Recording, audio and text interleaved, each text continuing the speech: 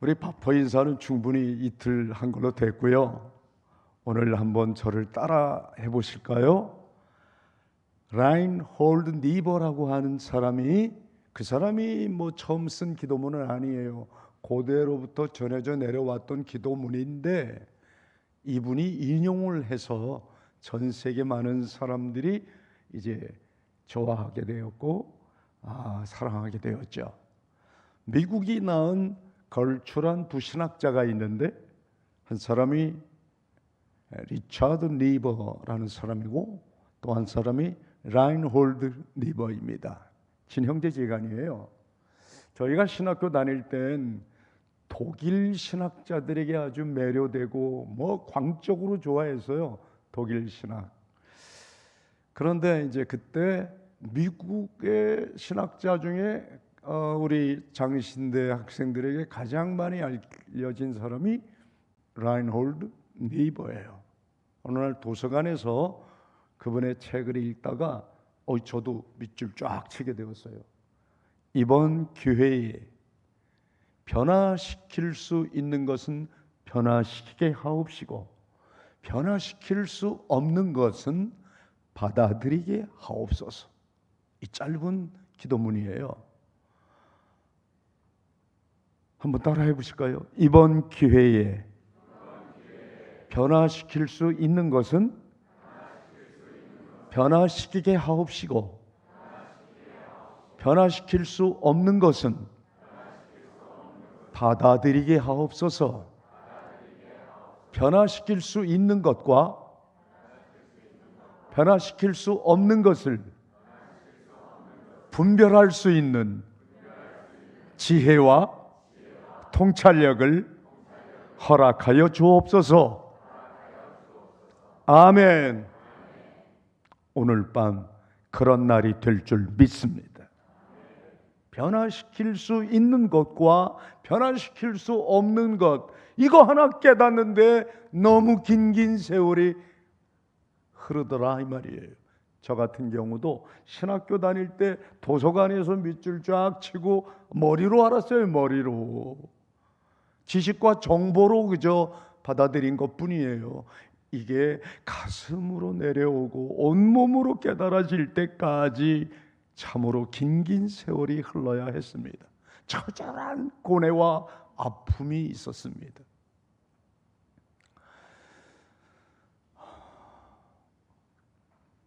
오늘 저녁 집회 마치고 나면 우리 사랑하고 존경하는 이관영 목사님 저 앞에 서시고 그 뒤에 제가 서 있을 거예요.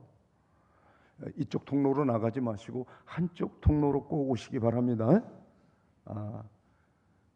나가실 때 이쪽 통로입니까? 이쪽 통로입니다. 예.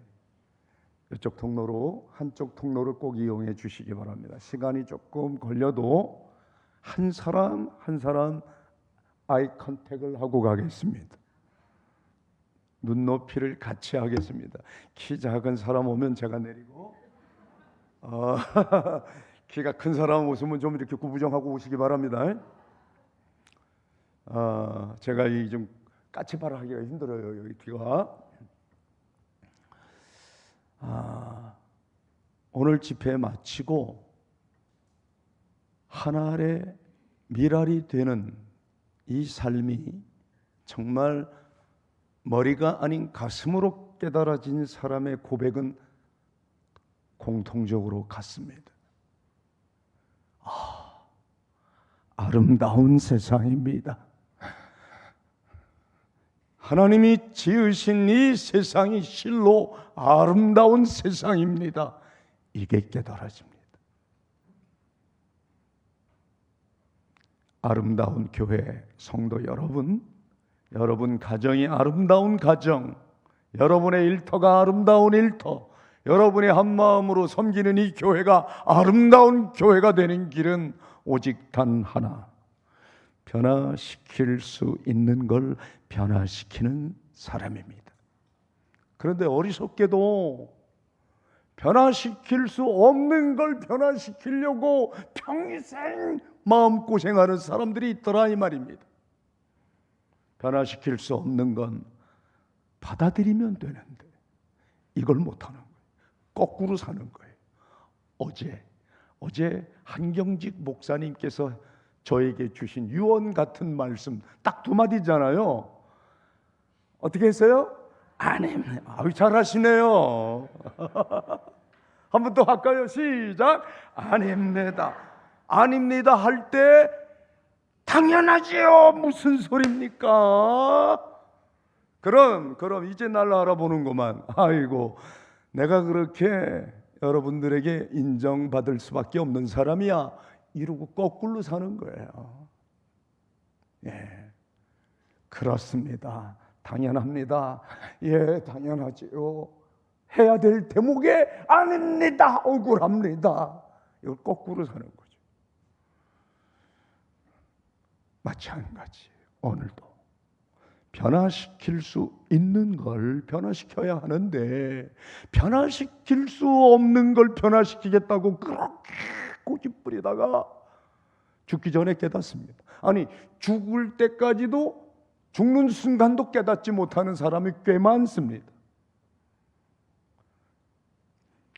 제가 비교적 한국 목사님 중에 임종자들을 꽤 많이 지켜본 사람이에요. 지금 우리 다일천사병원에 40베드가 있는데 거기 30명에서 40명 사이에 시한부 인생들이 항상 옵니다. 이미 23년 전부터 그렇게 우리 그분들을 모시고 살았기 때문에 제가 비교적 많이 봐요. 그리고 이 병원 생기기 전에도 쪽방 어르신 중에 제 품에서 생을 떠난 분이 꽤 몇 분 되십니다. 딱 한 분 봤습니다. 지금까지. 다일천사병원에서 한 분이 죽을 때 웃으며 죽더라고요. 너무 기뻐서. 천국이 열리는 걸 바라보시면서 너무 기뻐서. 여러분 혹시 궁금하면 SBS TV 1월 1일이었어요. 2017년 지금부터 몇 년 전이죠? 8년 전 1월 1일 자 방송으로 나왔습니다. 그때 타이틀이 마지막 날들. 1월 1일인데 새로운 첫 시작을 마지막 날들, 마지막과 새해 첫날 돌아보고 내다보라고, 그런 의미로 이제 두 사람의 행여자를 다큐멘터리 작가가 추적한 거예요. 3년을 찍었어요, 여러분. 3년. 그 다일천사병원에 들어와서 생을 마친 한 사람 3년 이상을 찍었죠. 3년 몇 개월을 찍었어. 그런데 두 사람이 다 죽을 줄 알고 찍었는데 한 사람은 하늘나라 가셨고 한 사람은 지금도 살아계세요. 살아있는 분은 시각장애자가 됐어요. 당뇨 합병증으로. 그런데 그분이 완전히 하늘의 미랄이 되어 땅에 떨어져 죽은 사람이 되어서 다시 부활했어요. 지금 자원봉사자입니다. 관현악단, 맹인 관현악단 단장이 돼서 여기저기 이렇게 간증도 하고 다니시고 직업이 안마사가 되었어요. 가끔 저를 해주겠다고, 제발 나는 괜찮다고. 그러면 이분이 자기 동료들, 자기처럼 지금 작은 천국에 다일천사병원에 누워있는 사람 그렇게 지압도 해주고 가시는 분이에요.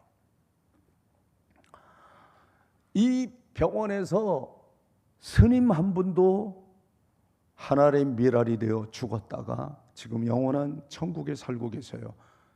스님 이름이 자경 스님 맞죠? 네. 여기 지금 그 병원에서 일하시는 분들이 두 분이 같이 계세요. 스님이 세례를 받겠다는 거야. 제가 뭐라고 했게요? 아이고 스님 지조를 지키셔야죠. 왜 그러세요? 그리고 이제 싹 모른 척하고 갔어요. 그 스님이 내가 지은 죄가 많아서 세례도 이렇게 거부하나 보다. 그리고 슬피 울면서 내가 이 작은 천국에서 이 다일 천사병원에서 이제야 내가 얼마나 예수가 좋으면 저렇게 살까, 어떻게 예수가 좋으면 저렇게 살 수가 있나, 저 예수 나도 왜 만나보고 싶다고, 내가 그 예수님 은혜로 여기 이 병원에서 임종하나 보다 하고 왔는데 세례를 안 준다 그러니까 막 슬피 우는 거예요. 제가 그 소식을 전해 듣고 다시 스님 찾아갔어요. 스님,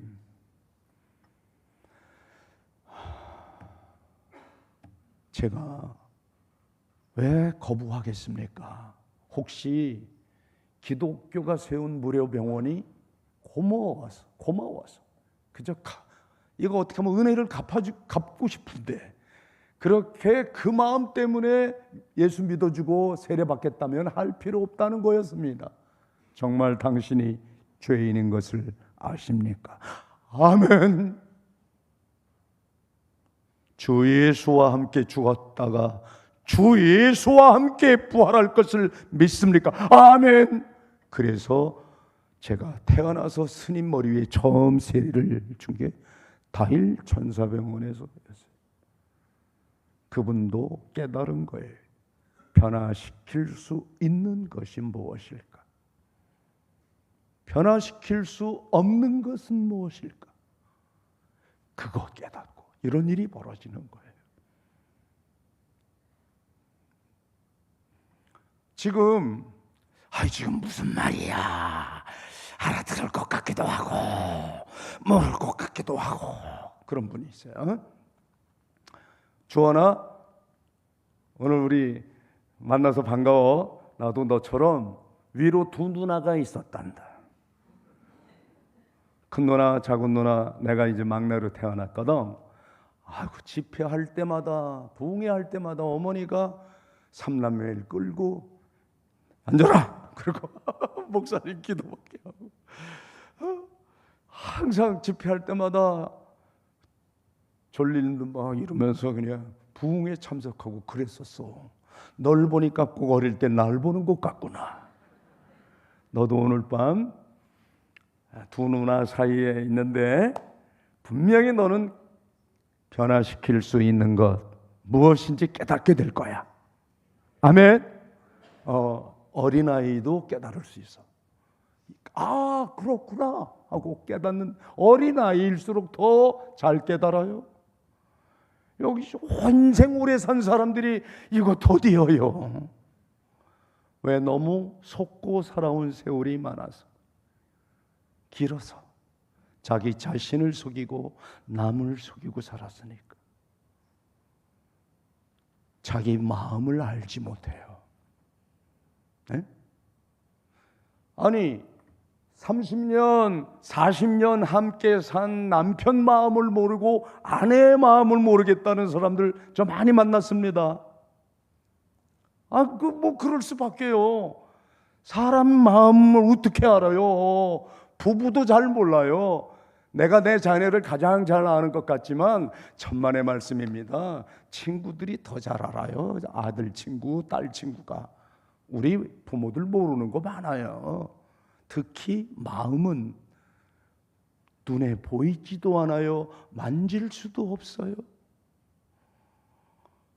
그 마음 알 길이 없어. 남편 마음을, 아내의 마음을. 문제는 내가 남편 마음 모르고 내가 아내 마음 몰라서가 아니에요. 그거 어쩌면 당연해요. 고백할 때 알지, 꺼내서 보여줄 때 알지. 어떻게 알아요? 내 생각을 말해주고 내 마음속의 느낌을 말할 때 알아차리는 거지. 그거 숨기고 있는데, 감추고 있는데 어떻게 아내 마음을 알고 남편 마음 알 수 있겠습니까? 부모가 자식 마음 모르고 자식이 부모 마음 모릅디다. 정말 걱정은 뭐냐? 내가 내 마음을 모르는 거예요. 자신이 자신의 마음을 모르다니 기가 막힐 일이죠. 그러나 너무도 많은 사람들이 자기 마음을 못 지켜요. 자기 마음 하나 들여다보질 못해요.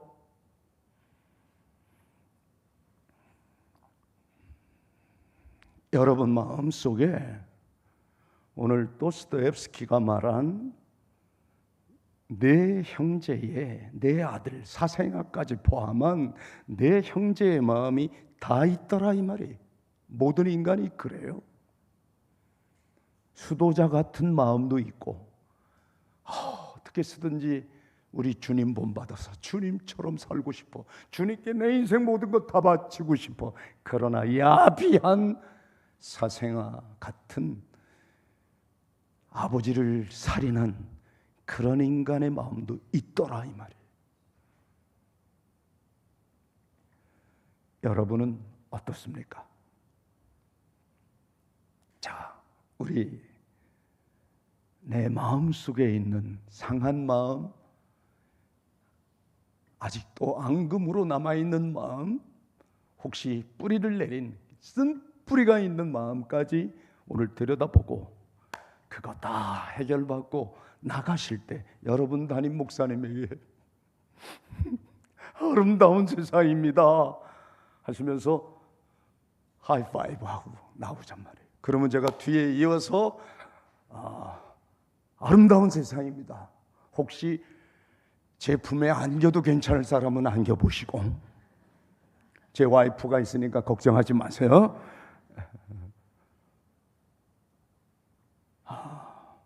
특히 주원이 너는 안겨라? 내가 너 안아주고 싶어.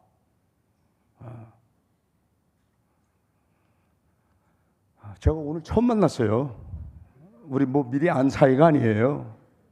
그런데 왠지 안길 것 같지? 나도 안아주고 싶고 그렇다. 그래.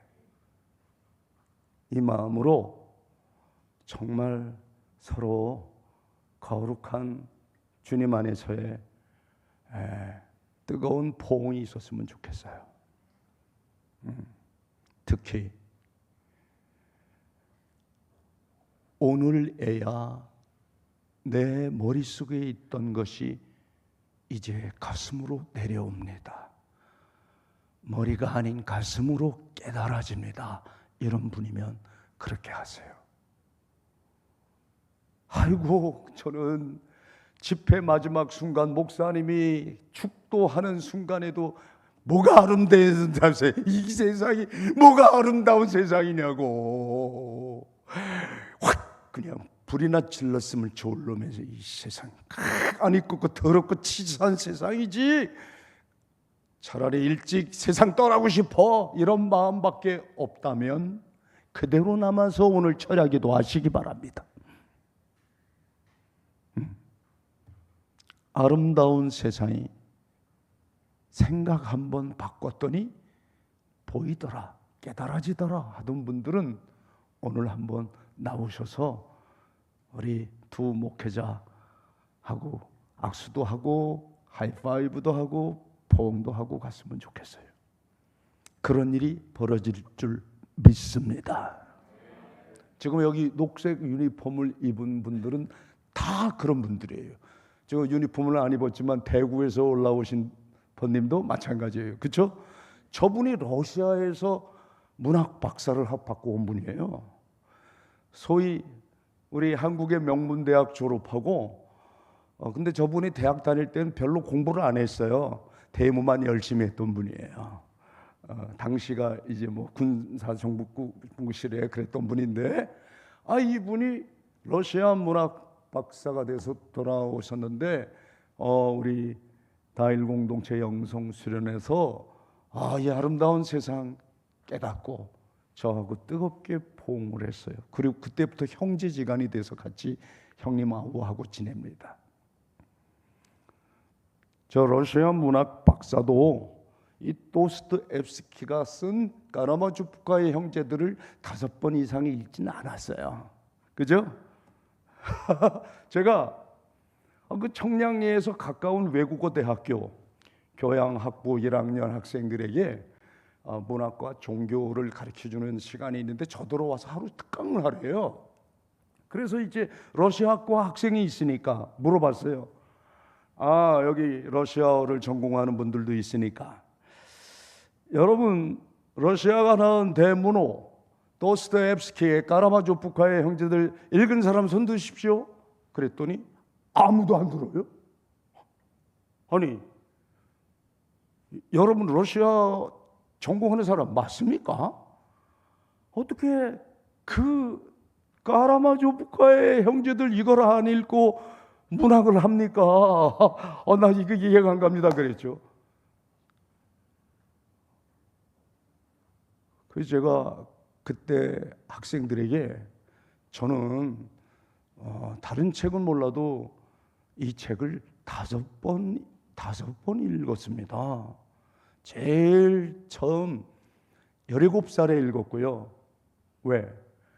아버지가 저에게 유산으로 물려주고 간 마지막 아들에게 준 선물이 러시아 문학 전집이에요. 그걸 15살에 제가 아버지가 남긴 거다 그랬는데 그때는 읽을 수가 없었어요. 너무 어려워서. 17살을 처음 완독한 거예요. 그때 1700페이지가 넘는 그 장편 소설 마지막 장 딱 넘기고 저는 감격에 막 하도 코가 나와서 콧물인 줄 알고 닦았는데 나중에 보니까 뻘개졌어요. 코피가 터진 것도 모르고 심취해 있었어요. 그 기억을 영원히 잊을 수가 없습니다.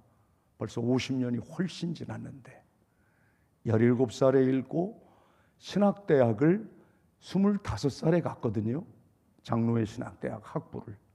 그때 읽고 32살에 청량리에 독일 유학 갈 거 포기하고 청량리 대학에 갔어요.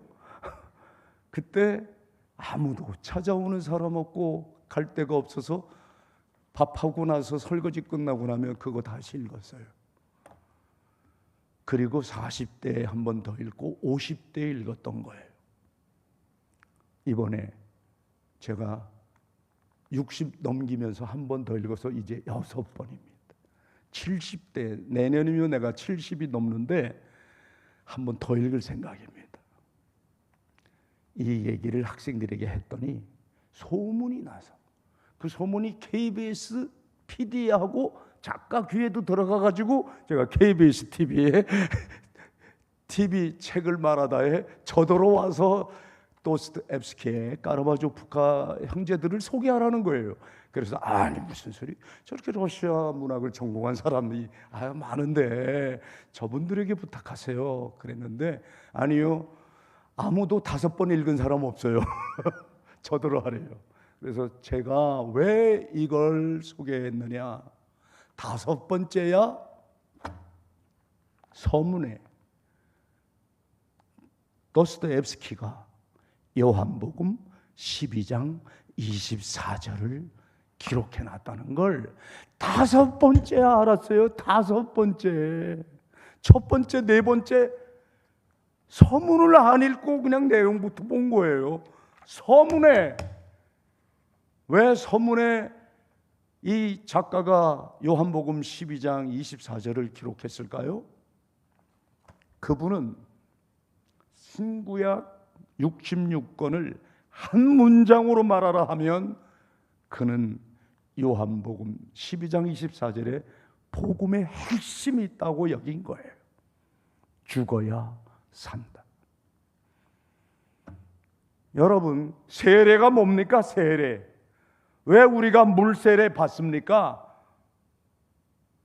세례 받을 때 물속에 머리를 침례였잖아요. 처음엔 다 요단강에서 예수님이 침례를 받으셨죠. 세례 받으셨어요. 물론 그 물속에 들어가서 해야만 그게 바른 세례다, 그거 제 침례파들은 그렇게 주장합니다마는 우리 장로교에서는 이렇게 머리에 뿌리잖아요. 우리가 꼭 물속에 잠겨야만이 아니라 그 의미, 뜻은 뭐냐?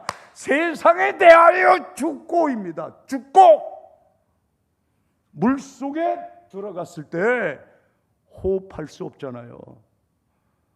너는 세상에 대하여 죽었다가 그리고 성부와 성자와 성령의 이름으로 세례를 주노라 하고 일으켰을 때 그는 주 예수와 함께 다시 사는 의미가 있다는 거예요.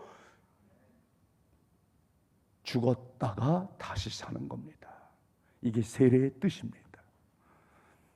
그런데 왜 우리는 주 예수와 함께 동행하길 원한다고 하면서 우리 가정이 그토록 아름다운 가정이 되기를 원하면서 우리의 일터와 우리가 섬기는 교회가 아름다운 일터여 아름다운 공동체가 되기를 원하면서 왜 이렇게 마음 상한 채 왜 이렇게 서로를 미워하고 시기하고 질투하고 헐뜯다가 너 때문이야 너 때문이야 하다가 원망하고 불평하고 탓하고 사냐 이 말이에요.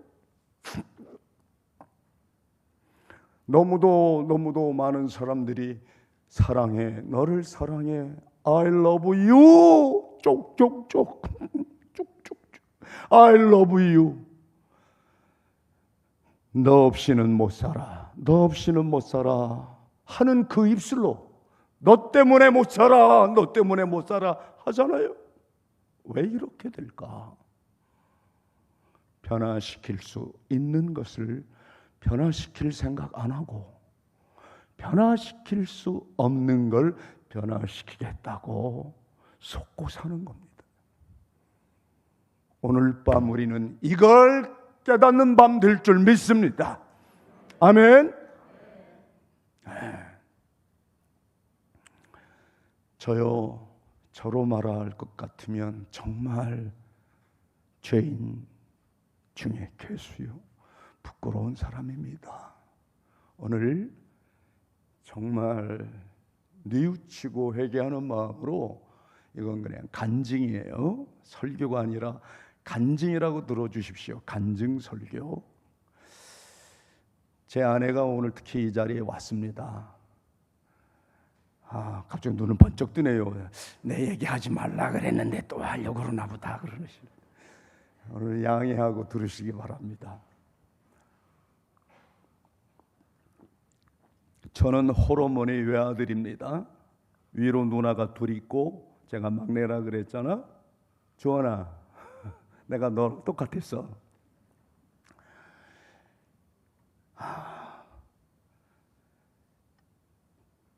제가 외아들인데 호르몬이 외아들은 그 며느리라고 하는 분과 함께 이렇게 삼각관계를 이루게 됩니다.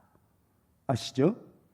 호르몬이 외아들 며느리 이 삼각관계는 동서고금을 막론하고 이게 끝까지 갈 때까지 가는 경향이 있더라고요. 저희 집이 그랬습니다. 한마디로 표현하면 지옥 같은 집이었습니다. 지옥이 따로 없어요. 우리 집이 지옥이에요.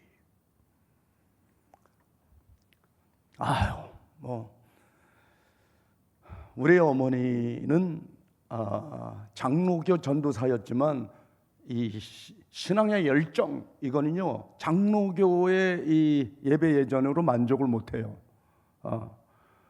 순복음 스타일이에요. 그래서 어머니가 여의도에 교회가 생기기 전에 서대문 거기까지 쫓아가서 쫙 열광하던 분이에요. 어머니가 은혜파요. 소위 성령파. 불러 은혜가 빵빵한 하나님은 죄야. 제가 어릴 때부터 그냥 우리 어머니 은혜파인데 우리 어머니의 며느리 되시는 분 기도를 해도 조용히 고요하게 주 예수 그리스도의 영 자비를 베푸소서. 이 두 분은 고부간의 갈등만이 아니라 종교적 갈등까지 겹친 거예요. 서로를 받아들일 수 없어. 서로를 이해가 안 가는 거예요. 무슨 기도를 저렇게 요란하게 하나. 우리 집사람 볼 때는 하나님이 귀머거리신가?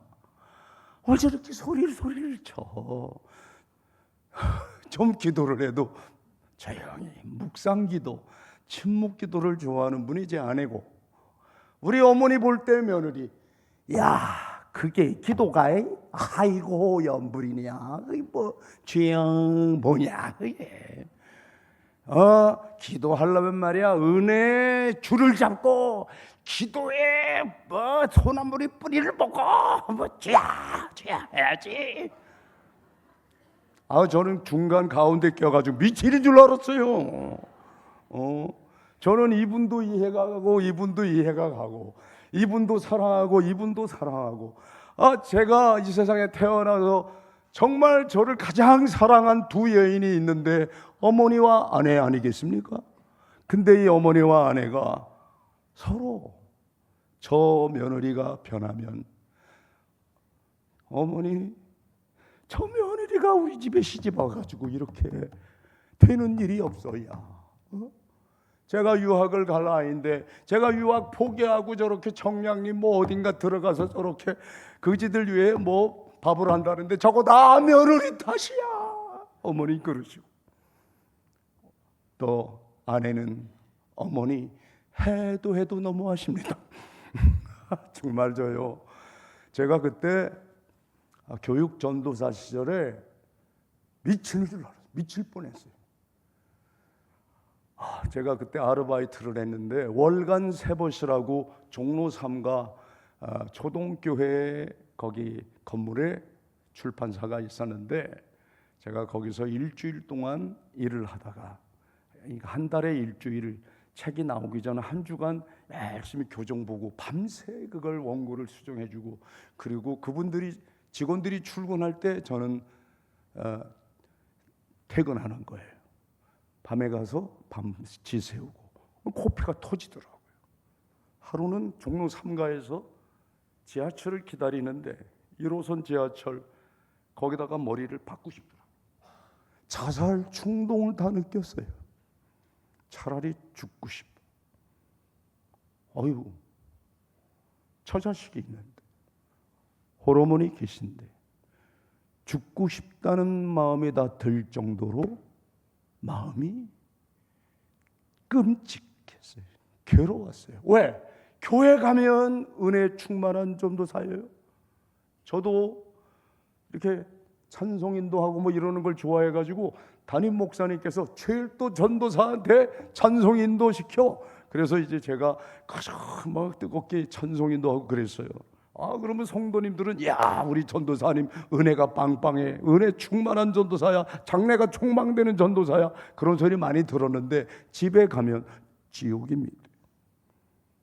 당장 집에 가면 싸늘해요.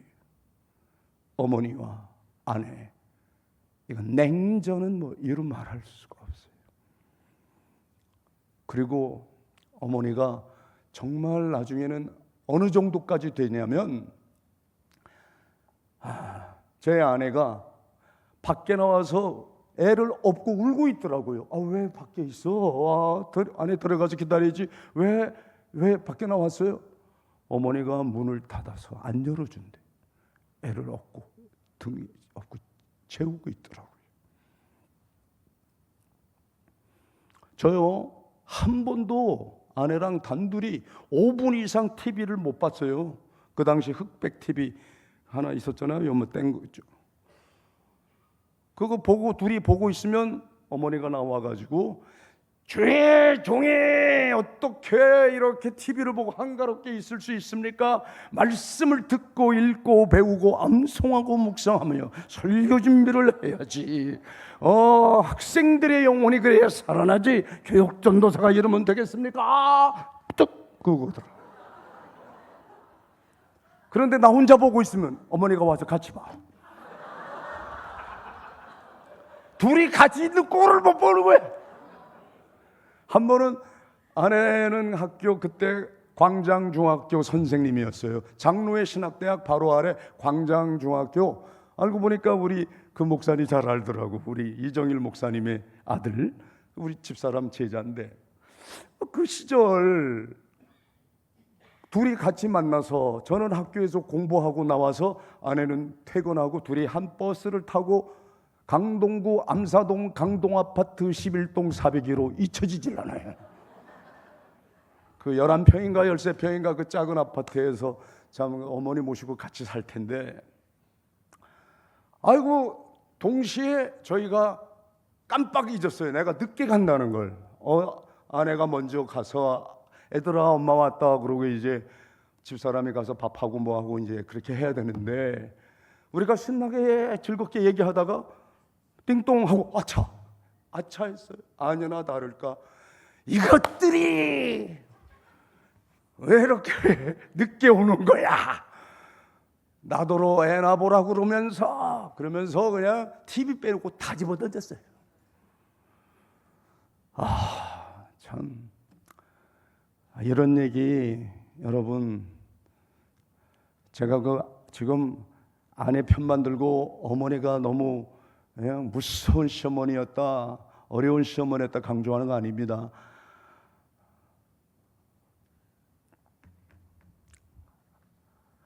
아내가 한 이야기는 안 하겠습니다.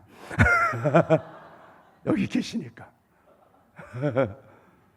저는 어머니가 변하면 우리 가정 천국 되겠는데 어머님 변화시켜 주시옵소서 어리석게 기도했어요.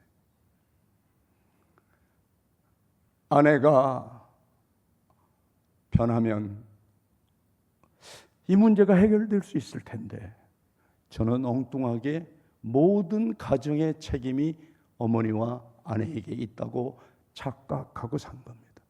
속고 살았죠. 그러던 어느 날 제가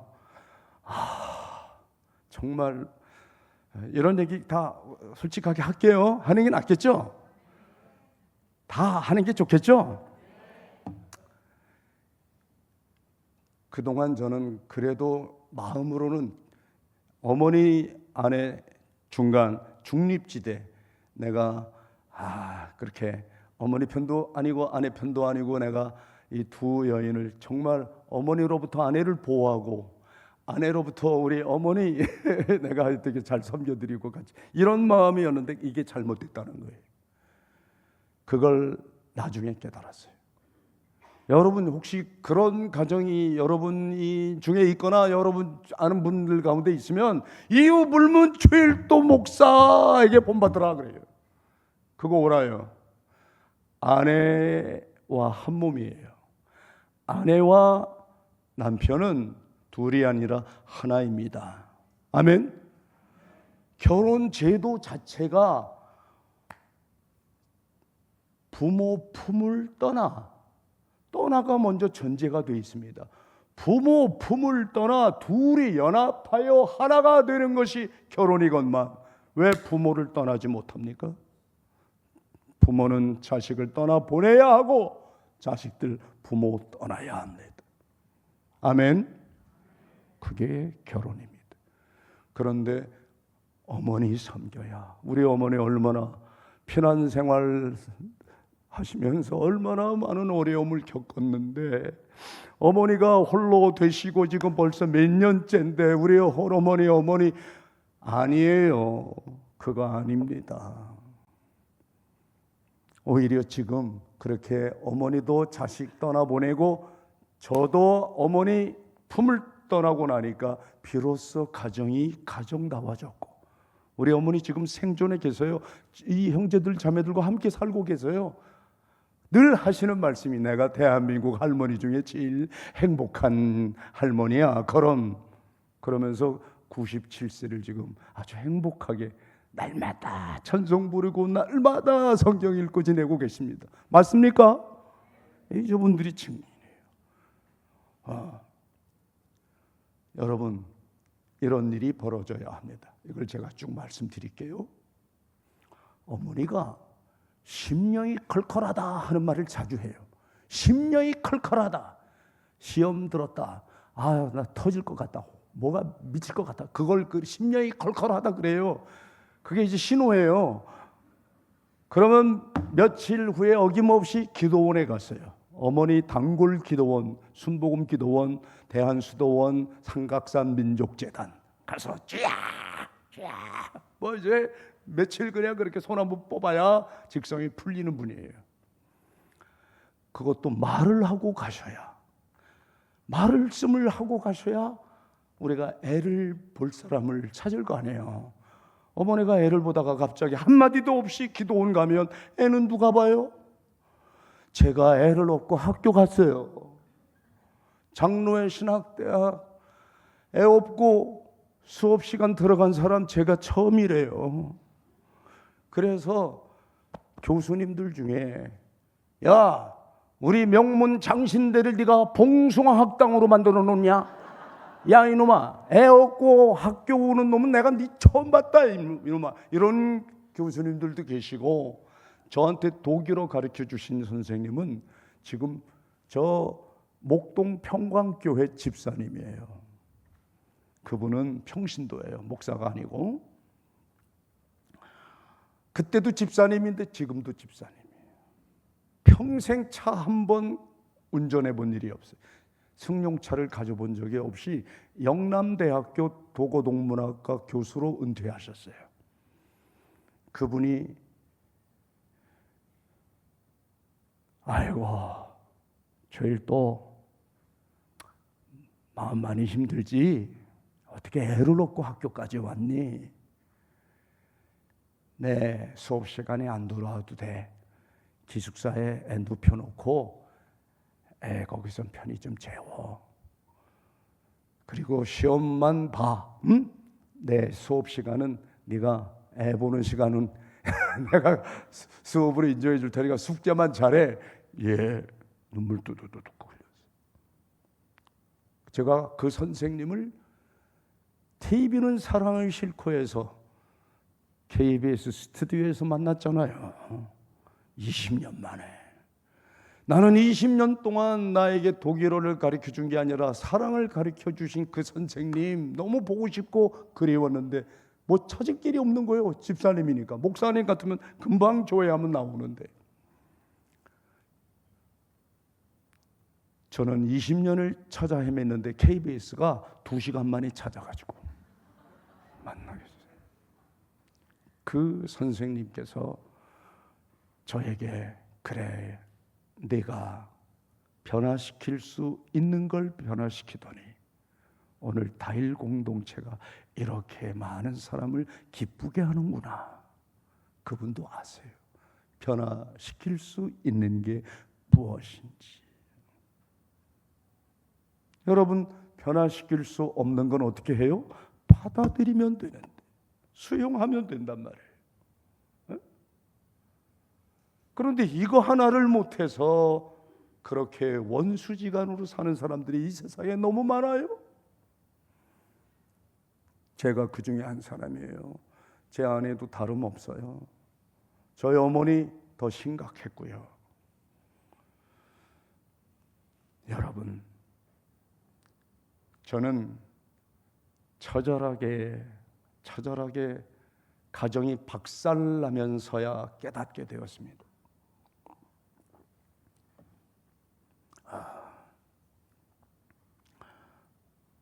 제가 다일 공동체를 시작할 때는 어머니가 아예 집을 나가시겠다고 선포를 했어요. 3년 지나니까 어머니가 매일 잔소리해요. 야, 그지들 밥이나 해주려고 네가 이렇게 7년간 공부했냐 이놈아. 내가 며느리가 주는 용돈 목에 안 넘어가. 나 아들에게 좀 떳떳하게 용돈 좀 받아보자. 넌 무이탁 노인을 섬긴다고 그러냐? 지 친어머니 하나 복양 못하면서 이 말이 되냐? 할 말 없게 만들어요. 그러면서 어머니가 5년째 되니까 딱 나를 지정하시고 이 날짜까지 내가 참겠다. 만약 이날 이후까지도 계속 다일 공동체 문 열고 이런 짓이나 하면 나는 너를 아들로 인정을 안 하겠다. 그리고 그 날짜 딱 되니까 정말 어머니가 짐 싸서 나가셨어요. 어릴 땐 내가 껄핏하면 가출했는데 이제는 어머니가 가출을 하시더라고. 어머니가 누님 댁으로 가버렸어. 난 꼴을 못 보겠다. 너 이제 내 아들 아니다. 그리고 제가 청량리에서 걸어서 누님이 사는 상계동까지 걸어갔습니다. 터벅터벅 걸어서 어머니, 애들은 누가 봅니까? 이제 고정하시고 집에 오셔서 애를 봐야 집사람이 출근해서 야, 그러니까 이렇게 네가 아직도 거지들 밥만 주는 거야. 네 아내가 나가서 직장 생활을 하니까 나한테 맡기고 너 계속 이렇게 목회는 안 하고 이런 짓을 하고 있지. 이런 짓이 뭡니까? 제가 하는 일은 목회가 아닙니까? 아니지. 어떻게 네가 하는 일은 초등학교 안 나온 사람도 하는 일 수 있는 일이야? 그러려고 신학대학원까지 나왔냐? 그러려고 유학 가겠다고까지 했냐? 목회를 해라, 목회. 그러시면서 어머니가 나가라우! 그래가지고 쫓겨났어요. 또 걸어서 그때 저희 집사람의 애를 키우고 있던 수유리까지 걸어갔습니다. 청량리에서 상계동, 상계동에서 수유리. 집에 가니까 그때 아내가 저기 계신 분이 뭘 하나 이렇게 종이를 줘요. 다 읽고 맨 밑에다가 도장을 찍고 한 번만 법원에 가면 된대요. 이게 뭔가 하고 봤더니 이혼, 아시네 금방. 혹시 경험이 있나? 이혼 합의서예요. 아니 뭐 하는 거예요 이게 지금? 왜 이래요? 애들은 어떡하고? 애들은 어떡하고? 그랬더니 애들에게 다 물어봤대요. 야 애들아, 너희 아빠는 열흘의 하루, 어떤 땐 보름의 하루 집에 와서 옷만 갈아입고 가는데 아빠 없어도 불편하지 않지? 그랬더니 다 또 그렇다고 그러더래요. 그러면서 아내가 당신 이 다음에 다시 집에 올 때는 우리 아이들 다 없을 거예요. 저도 물론 없고 대전으로 이사 가기로 했대요. 대전에 가서 다시 교사 자리 알아보고 나는 당신과는 여기까지가 한계입니다. 이게 인간의 한계. 나는 여기까지야. 그러니 빈민 선교하겠다는 사람이 있으면 트럭으로 와도 좋으니 그 여자들하고 같이 함께 하래. 나는 못해. 당신 588 한복판에, 사창가 한복판에 어떻게 우리 아이들이 당신 보고 싶다고 찾아가게 하냐. 거기가 미성년자 출입 금지 구역인데 우리 애들이 당신 보러 갈 때마다 나는 미치겠어. 이건 아니지. 그만합시다. 내가 아이들 키울 테니까 당신 알아서 사세요. 저 그리고 다시 청량리까지 걸어갔습니다. 청량리까지. 오늘도 걷는다마는 정처 없는 이 발길. 참 그러면서 이틀 헤매다가 공동체 왔는데 세상에 청량리 그때 1년 선배 중에 이재철 목사라는 분이 여기 저 강남 YMCA에서 목회할 때요. 그때 저한테 1,000만 원을 마련해 주면서 최 목사님, 아니 어떻게 사창가 한복판에서 이렇게 여기서 예배를 드리면 어떻게 애들 학부형들이 여기까지 오겠습니까? 누가 여기 어린 청소년들을 데리고 오겠습니까? 그러니 예배 장소는 따로 얻으세요. 그리고 1,000만 원에 20만 원짜리 사글세 집을 얻은 거예요. 그게 청량리 로타리 4층 가건물 거기 예배당 예배 처소가 따로 마련됐어요. 그래서 그런데 그 예배당까지도 무위탁 노인이나 행여자 숙소가 됐어요. 한 달도 안 돼서. 왜? 그 처마 밑에 그분들이 자는 걸 어떻게? 그래서 올라와서 주무시라고 여기서 자다가 이거 개죽음 하면 안 됩니다. 올라오세요. 그래서 이제 무료 숙소가 됐어요. 갔더니 제가 이틀간 비웠는데 이틀 동안 15명이 패싸움을 벌여가지고 난장판이 됐어요. 1층은 똥 싼 사람, 2층은 토한 사람, 술을 먹고 3층은 피 흘린 사람이 있었어요. 궁금합니다. 4층 또 뭐가 기다릴지. 우리 예배당이 4층에 있었거든요. 문짝이 없어졌어요. 십자가도 없어지고 깨지고. 그때 제 친구가 저 풍금 하나 갖다 놨는데 풍금도 깨지고 커튼 다 찢어졌어요. 그때 아내가 다 커튼 만들어 놨는데, 그래도 예배당이 무료 숙소가 됐지만 어떻게 이렇게 난장판을 만드냐고요. 알고 보니까 어제 온파 오늘 온파 하루 먼저 더 왔다고 텃세 부리다가 싸움 나가지고, 한 사람은 끝까지 화해가 안 돼서 한 사람 머리를 계단에서 소주병으로 때려서 피를 흘리고 있었어요. 저는 그날로 손들었어요. 아, 여기까지다. 나의 처녀 목회 다일 공동체 나눔의 집은 이걸로 끝난다. 오늘로 접자. 이렇게 마음을 정하고 청량리 경찰서 갔습니다. 그리고 저 담당 형사를 찾아갔습니다. 저 그때 담당 형사가 있었어요. 그분이 나를 만나러 오든가, 만약 안 오면 내가 한 달에 한 번은 반드시 가야 돼요. 가서 내가 만난 사람, 앞으로 만날 사람 다 얘기해야 돼요. 왜? 저는 좌파가 아니에요. 운동권이 아닌데 그 시절만 해도 빈민 선교하는 사람은 다 좌파로 몰던 시절이라 저를 그렇게 여기고, 저를 5년간 지켜보고 5년 후에 그 형사가 하는 말이 죄일도는 운동권이 아닙니다. 결론을 내리더라. 그것도 여러 많은 경찰 형사들 관계자를 앉혀놓고 제가 5년간 다 이 사람 뒷조사 해보고 다 알 거 알고 다 봤는데 죄일도는 운동권이 아니라 생활권입니다. 제가 생활권 1호예요. 얘는 그저 복음을 몸으로 살고 싶다는 것, 그 이상도 이하도 아닙니다. 그렇게 30대에 저를 그렇게 얘기해 주시더라고요. 그 형사를 찾아간 거예요. 지금 우리 다일교회 예배당 완전히 박살났습니다. 빨리 가서 수습 좀 하십시오. 그리고 여기 보증금 1,000만 원짜리인데 그거 형사님이 찾아서 가난한 사람 다 나눠주십시오. 필요한 사람 주십시오. 거기 볼펜의 한 자루까지 다 내 거 아닙니다. 다 줄 사람 주세요. 자네 어디 가나? 교회 어디 개척교회 하기로 했나? 어느 교회 부임하기로 했어? 아닙니다. 아내가 이혼할 이러다가 가정 깨지게 생겼어요. 어머니님이 가셨고, 그러니까 그 형사가 그래, 이 사람아 진작에 어머니 말씀 들어야지.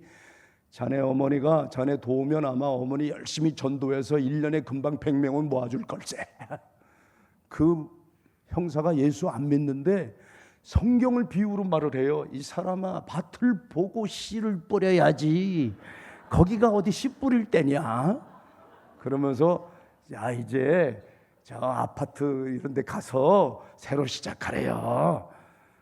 어떻게 자네가 만약 목회 시작하면 어디서 하는지 꼭 알려줘. 내가 가볼게. 이러더라고요. 저는 갈 데가 없었어요. 하고 싶지가 않아요. 그래가지고 그때 제 친구가 마침 영락교회 다니는 친구가 강원대학교 국어국문학과 교수를 했어요. 독신이었어요 그때까지. 그래서 그 친구 독신 교수가 사는 아파트 거기에서 내가 며칠 좀 신세 지고 기도해 봐야 되겠다. 그리고 열차를 탔는데 잘못 타가지고 경춘선을 탄다는 걸, 강원도 태백 가는 걸 잘못 탔어요. 근데 마침 제가 정신없이 뛰면서 올라탔기 때문에 표도 못 끊었어요. 그런데 저쪽에서 검표현 아저씨가 오더니 어디까지 가십니까? 그래서 저 아직 안 정했습니다. 뭐예요? 평안국구 탔어요? 예. 하고 주머니 계속 만지는데 한 푼도 없어요. 동전 하나 없이 그냥 뛰기만 한 거예요. 이 사람, 에이 여보셔, 무임승차할 사람이 아닌데 이게 뭐 하는 짓이야? 그러더니 그때부터 저를 딱 잡아가지고 이 칸 저 칸 끌고 다니면서 여러분 이러면 되겠습니까? 멀쩡한 놈이 무임승차하고 이러면 되겠습니까? 이러면서 끌고 다녔어요. 주원아, 그때 내 마음이 어땠을 것 같으냐? 너 한번 말해봐라. 너라면 어떻게 할 것 같으냐? 그때 30대 최일도 목사는 말이야, 죽고 싶었어. 차라리 딱 두 번째 자살 충동 느낀 날이에요. 열차에서 뛰어내리자. 저쪽 상행선 하행선 스쳐 지나갈 때 그냥 탁 머리를 갖다 대면 끝나는 건데, 이게 마귀가 하는 짓이야. 사탄이 하는 짓이야. 마음속에 생각이 그런 생각이 드는 거야. 사탄이 뭐 따로 있어. 내 마음속에 각 죽어버려 그냥. 이 마음이 들더라니까요. 와! 그런데 내가 뛰어내릴 것도 없어. 그 건표한 아저씨가 나를 밀어가지고 땅에 떨어져서 보니까 용문역이야. 용문역에 차가 도착했는데 내려! 그래가지고 저는 거기서 떨구져가지고 용문역에서부터 걸어 용문사 지나서 절간, 저희 설곡산에서 용문산이 이렇게 내려다 보여요. 항상 저는 설곡산에서 기도할 때마다 용문산이 보이는 곳에 또 하나님이 우리 다일 공동체 기도 처소를 주셔서 늘 용문산을 봐요. 저기서 내가 영문에 의하여 끌려내렸지. 그때 죽고 싶을 만큼 참담한 끔찍한 마음이었는데, 제가 찾은 아름다운 세상은 바로 그때입니다. 죽고 싶었을 때, 절망, 더 이상 갈 곳이 없어요. 어머니 집 나갔지, 아들 호적을 팔아 그러지, 아내는 이혼하자 그러지. 거기에 우리 아들까지 제 등 뒤에 와서 저를 꼭 끌어안고 하는 말이, 아빠 창피해 죽겠어 그러더라고요. 왜? 아빠 진짜 목사님이 맞니? 동네 아줌마들이 무슨 목사가 그지 밥만 해주니? 왜 예배당도 없니? 그리고 우리 지하실에서 살기 싫어. 엄마가 퇴근할 때까지 여동생 지하실에서 돌보는 거 나 끔찍이 싫어.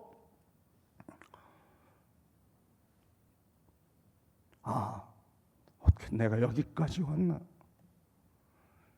이게 정말 하나님 뜻일까? 나는 분명히 청량리 역광장에서 함경도 할아버지에게 밥 해주는 것이 하나님 섭리고 하나님 뜻이 있어서 하나님이 나를 유학 포기하게 하고 이 청량리 이 사창가 한복판에 나를 보내셨다고 그렇게 믿고 여기까지 왔는데, 내 청춘 다가도록 이게 뭐야? 되는 일은 하나 없고, 동대문 구청장도 그때 되니까 나가라고 합디다, 그만하라고 합디다. 왜 허락 없이 여기서 그렇게 거지 새끼들 전국에서 모이게 만드냐고 그만하라 그러지. 정말 저 아무도 그때 5년이 되니까 옆에서 잘한다고 열심히 하라고 도와주는 사람 없었어요. 이제 그만하라고 합니다. 그러다가 자네 가정 깨지겠어. 자네 그러다 죽게 생겼어. 그만해. 여러분, 만약 그때 그만하라고 어머니 말씀하셨을 때 그만했으면 오늘 우리 다일 공동체 있겠습니까? 해외 열나라 다일 공동체 있겠습니까? 다일 작은 천국 작은 우리 천사병원에 있겠냐고요.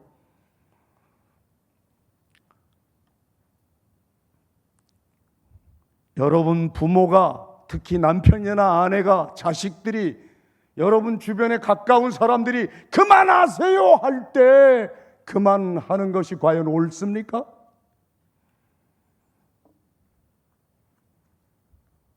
많은 사명자들이 부르심 속에 부르심을 받았다고 하는 그 뜨거운 사명자들이 언제 다 포기합니까? 바로 그때입니다. 가장 가까운 가족이 반대할 때. 이건 아닌가 보다.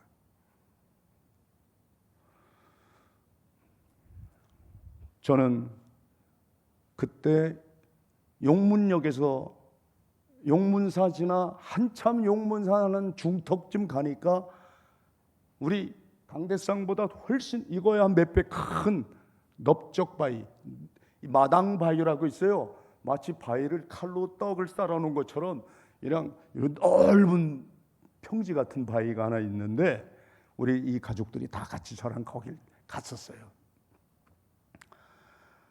거기서 사흘 밤낮 울며 기도하는데 나흘째, 사흘 지나고 나니까 눈탱이가 밤탱이가 돼가지고 눈을 못 뜨겠어요.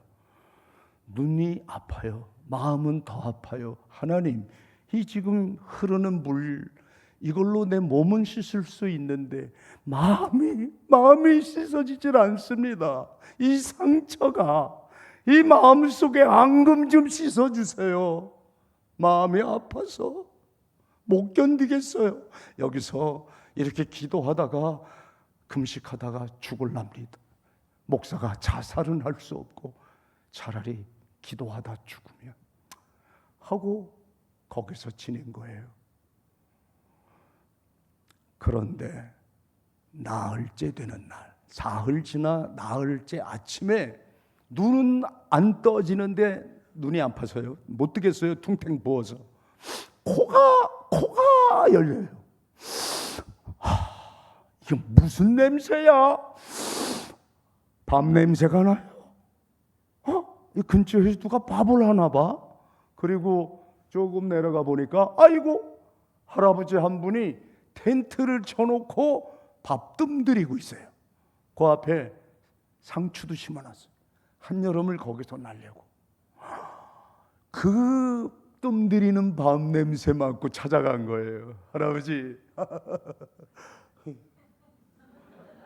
제가 넉살은 좋아가지고 인사부터 하고 이렇게 밥을 쳐다봤어요. 그랬더니 할아버지가 눈치가 구단이에요. 너 도둑놈이지? 네?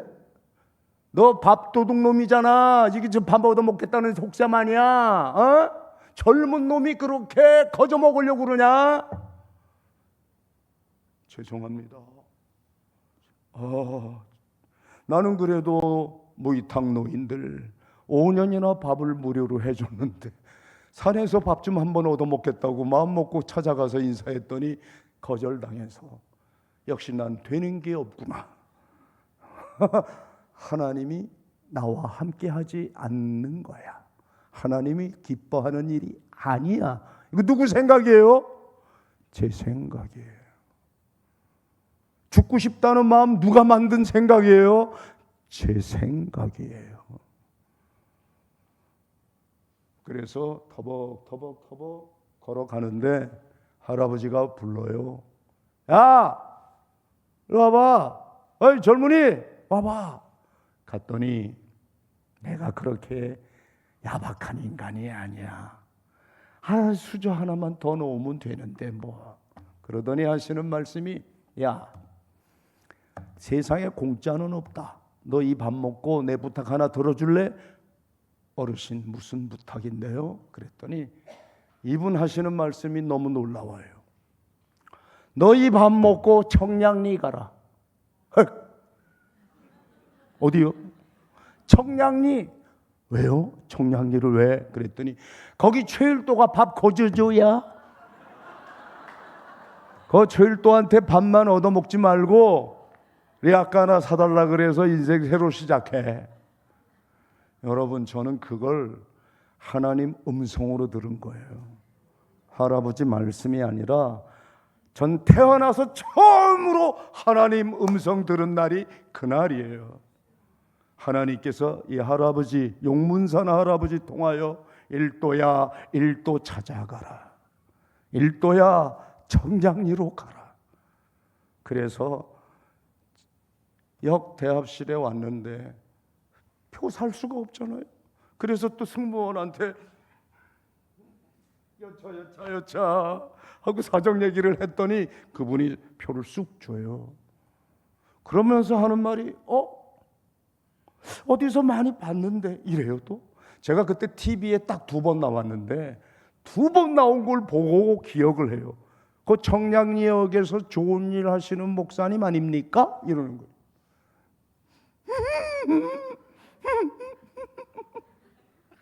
제가 울면서 끄떡끄떡 했더니 그분이 뒤돌아서 나오면서, 저는 그때 서러움에 겨워 용문역 벽을 바라보고 벽을 붙잡고 울고 있었어.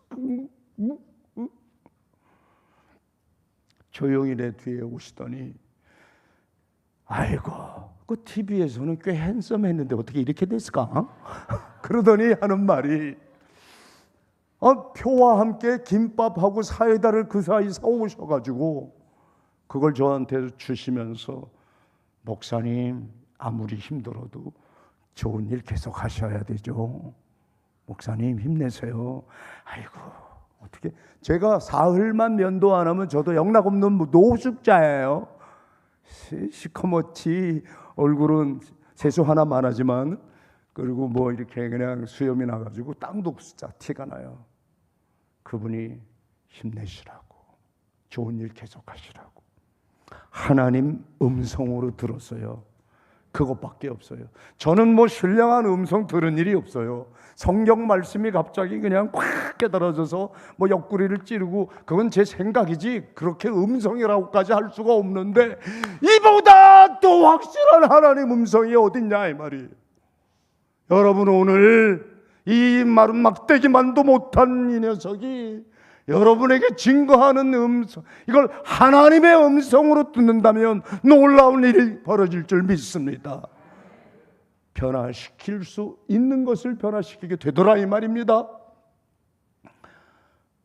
그때 그걸 깨달은 겁니다. 머리가 아니라 가슴으로. 비로소 청량리까지 오는데, 짧아요. 그 용문역에서 청량리가. 김밥 한 줄 먹었더니 이미 다 왔어. 울면서 먹었어요. 이 밥 먹고 힘을 내래. 계속 가래. 아이고, 일도한테 일도 만나러 가래. 미치겠어. 이러고 왔어요. 그리고 청량리에 오니까 세상에 나 때문에 나을 못 먹은 할아버지, 거긴 노숙자가 하필 청량리 역광장 임시매 표소 앞에 다 모여 있네. 제가 딱 역광장 나오니까, 어이 바빠, 너 도망갔다는 소문 들리더라. 예, 도망갔다 이제 옵니다. 그리고 그분들에게 일일이 하신, 제가 고백한 인사말이 반갑습니다, 감사합니다, 사랑합니다, 축복합니다. 저 이제 다시는 도망가지 않습니다. 이곳이 나의 사명 실현지인 것 깨닫게 되었습니다. 허리가 부러지도록 그분들을 끌어안아 주었어요. 누구나 다 제가 포옹했어요. 누구나. 그리고 혼자 역광장에서 팔 벌리고 있는데 청량리 가로수가 나를 보고 춤을 추는 것처럼 생각이 들어요. 죄일도 자랐다. 나무가 바람에 흔들리는데 춤추는 것처럼 보이더라 이 말입니다. 그때 제가 하늘에서는 무량으로 그냥 햇살이 쏟아지는데, 그 태양 아래서 제가 두 팔 벌리고 큰 소리로 외쳤습니다. 아름다운 청량리입니다. 아름다운 세상입니다. 아름다운 세상, 이제야 깨닫습니다. 내 생각 한번 바꾸니까 내 마음속의 느낌이 달라지더라고요. 내 생각과 느낌이 변하니까 그날부터 제 행동이 바뀌었고, 그때부터 제 습관까지도 변하고, 그때부터 저의 성품이 변하기 시작하고 그때부터 저의 역량이 달라지게 되었어요. 저는 그때까지 어머니가 변하면, 아내가 태도를 바꾸면 엉뚱하게 남을 탓했고, 이 사람들만 변하면 우리 가정이 변하는데, 동대문 구청장 변하고 서울시장 바꿔야, 대통령 갈아치워야 허구한 날 세상을 향하여 원망, 불만, 비평 이것만 가득 찼던 제가 내 영혼이 은총 입어 중한 죄짐 다 벗고 제 마음속에 열등감 다 내려놓고 내 마음속에 모든 원망, 불평 다 내려놓으니까 비로소 비고비인 내 마음에 예수의 말씀이 들려오고 은혜 충만, 성령 충만을 깨닫게 되었습니다. 신학생 시절에 도서관에서 읽었던 라인홀드 니버의 기도가 바로 이거였구나. 변화시킬 수 있는 것은 내 마음이었는데 내 마음 하나 바꾸질 못해서 이토록 많은 사람들을, 많은 대상을 향하여 당신이 변해야, 이것만 바뀌면 내가 속고 살았구나. 그때부터 저는 제가 변하고 나니까, 내 생각 한번, 느낌 한번 바꾸고 나니까 이렇게 세상이 달리 보이었어. 그때부터 어딜 가나 아름다운 세상입니다. 아름다운 세상입니다. 우리 아름다운 교회 성도 여러분, 아름다운 세상이 깨달아집니까? 아멘입니까? 그럼 한번 두 손 높이 들어보고, 아름다운 세상입니다. 아름다운 교회입니다. 아름다운 가정입니다. 아멘. 이렇게 가까이 있습니다. 천국은 여기 있다 저기 있다 하는 것이 아니라 너희 안에 있느니라. 여러분 마음속에 천국이 시작하는데, 그것도 작은 겨자씨 하나처럼 보이지 않을 그 겨자씨 하나가 곧 천국이 와 같다 했는데 어디서 천국을 찾습니까? 여러분 마음속에서부터, 여러분 가정에서부터, 여러분 일터와의 아름다운 교회에서 아름다운 세상 찾아 누리기를 축원합니다. 그때부터 제가 즐겨 먹는 라면이 있습니다. 저는 그날 라면 실컷 먹었는데요, 돌아와서 여러분에게 추천합니다. 주님과 함께 라면, 님과 함께 라면. 여러분 정말 그때부터 저는 아름다운 세상을 고백하고 있고, 아름다운 세상은 우리 인간이 만드는 세상이 아니라 이미 있고 주님 안에, 주님을 통하여 in Christ, 예수 안에서 이 아름다운 세상 찾은 사람이, 발견하는 사람이 서로 함께 손에 손잡고 세워가고 만들어가는 것이지, 인간이 세운 유토피아 존재한 적 없습니다. 우리 주님 안에서, 주님과 함께, 주님을 통하여 여러분 가정도 이 아름다운 교회가 아름다운 가정, 아름다운 교회 되기를 다시 한번 주의 이름으로 축원합니다.